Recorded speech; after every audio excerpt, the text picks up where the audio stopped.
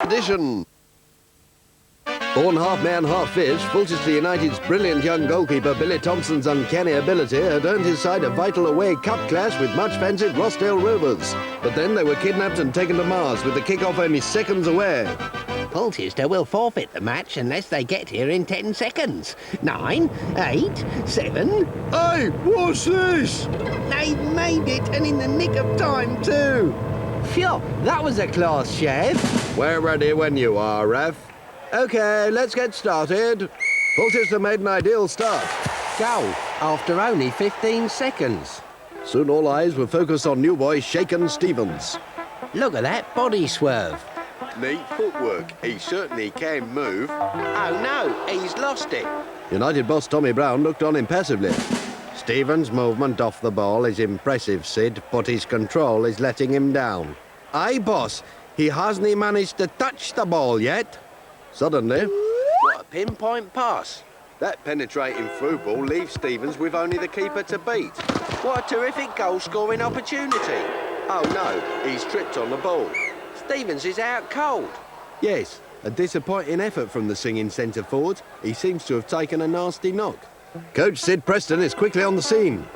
Oh, Julie!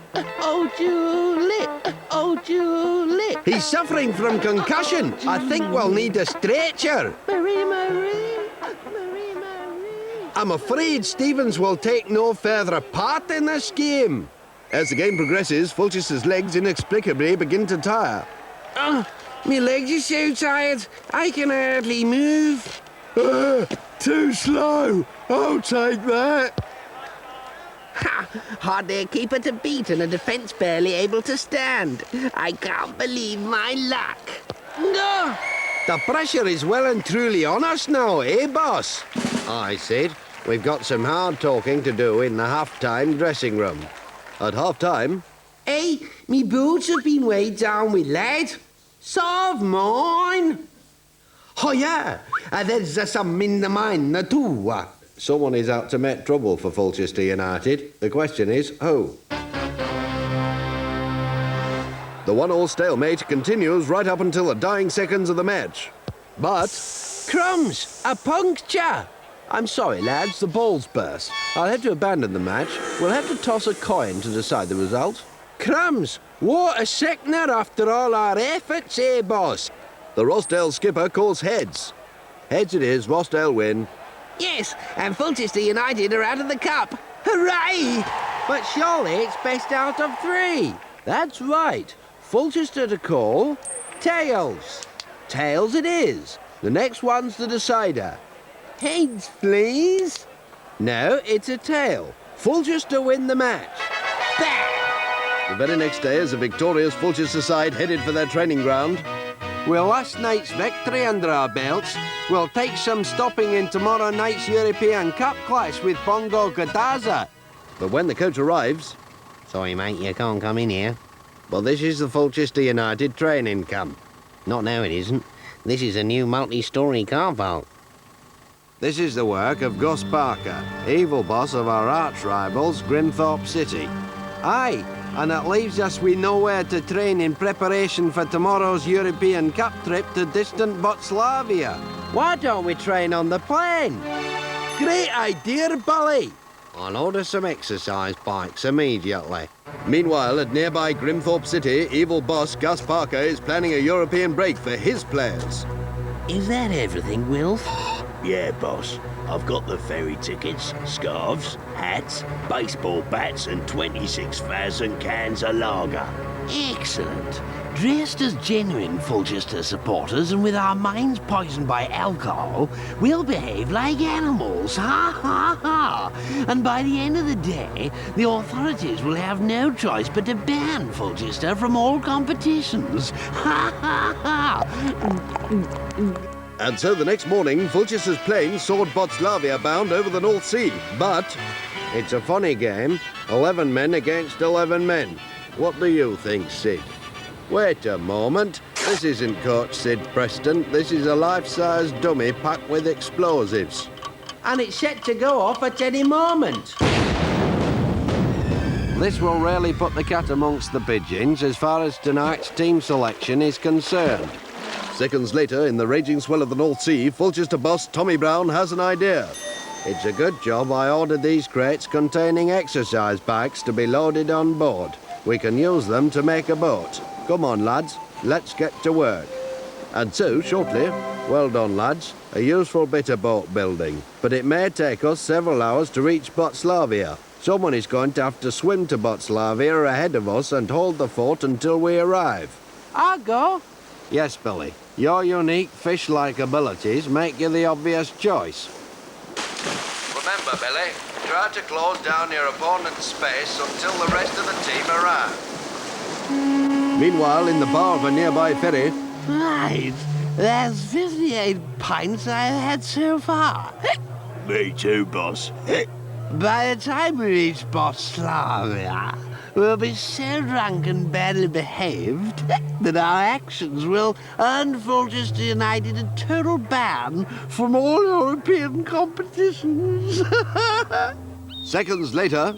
Here we go, here we go, here we go. Pardon me, but we do not tolerate this kind of behavior in Botslavia. I sentence you both to 30 years in jail. And to join us live from the gigantic Gdaza Stadium, the news is there's still no sign of Fulchester United, whose plane blew up somewhere over the North Sea earlier today. No! Well, just as I'm talking, in fact, I can see the teams making their way out into the field. But the young fish lad, Thompson, seems to be the only Fulchester player in sight. It's quite phenomenal, really, Jimmy. Well, Brian, I think in this heat and at this altitude it may be wise to use a few more players. But football's a funny game, John, and as we know, anything can happen over the full 90 minutes. As the game kicks off, the action is all in the Fulchester goalmouth. Oh! No, he's saved it! Time and time again, Thompson's fish-like brilliance keeps his side in the game. Then, with only seconds of the first half still remaining... I can just see the opponent's keeper fractionally off his line out of the corner of my eye. This might just come off. Go! Fulchester have taken the lead right on the stroke of half-time. During the interval, Bongo manager Telly Vegetables has a surprise in store for the young fish hero. I want you to sign for Bongo immediately for £10 million. OK, it's a deal.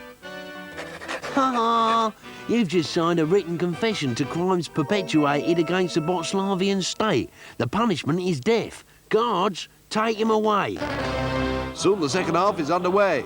But with Bongo the clear favourites, the pressure on them to score begins to tell. I am under so much pressure to do well, I can hardly control the hole. Hard lad, here comes the equaliser. Don't be lied! Gosh, it looks like we got here just in time, lads. Well, boss, we won 1-0. I said. But what has become of Billy Thompson, our vanishing fish-like keeper? At a nearby Botslavian death camp... Oh, well, this looks like the end. Hiya! Billy, are you all right? Where am I? It's all right, Billy. You suffered a minor knock in training. You banged your head on the goalpost. Oh, it was all a dream. Billy Thompson. Aye? A letter for you. I don't believe it. It's a letter from England Supremo Graham Traylor. Hi, Billy. I'm England Supremo Graham Traylor, and I want you to play in goal against Slovenia in the World Cup tonight. Gosh, me? Playing for England? It's like a dream come true. Well, here I am at Wembley Stadium, all set to make my international debut. I hope I'm on time. But as Billy emerged onto the hallowed Wembley turf... The ground's completely empty. It looks as though I've been the victim of a cruel hoax. But Billy wasn't alone. The man I believed to be England Supremo Graham Traylor must have been an evil but talented impressionist. But why lure me here? To Wembley Stadium. That's odd, the doors are locked. Oh no! That hose has been left running. Soon the water level inside the ground will begin to rise, and I'll be drowned. Meanwhile, Fulchester boss Tommy Brown is called in to see the chairman, millionaire pop star Rick Spangles. I wasn't happy with Saturday's result, Tommy. You're fired. But we won. I'm sorry, Tommy, but it's in the best interests of Fulchester United Football Club. And now I must act swiftly to appoint a successor. Fulchester United Football Club has got great potential, and I've always wanted to be a football manager. Well, Mr. Smith, you've got the job. I'd like you to meet the team coach, Sid Preston. I've got big plans for this club, Preston, and you don't figure in them. You're fired. Moments later, the new boss is at his desk. Hello? Is that the 4th Division No-Hopers Peddleworth Albion? This is Mr. J. Smith, the new boss of Fulchester United.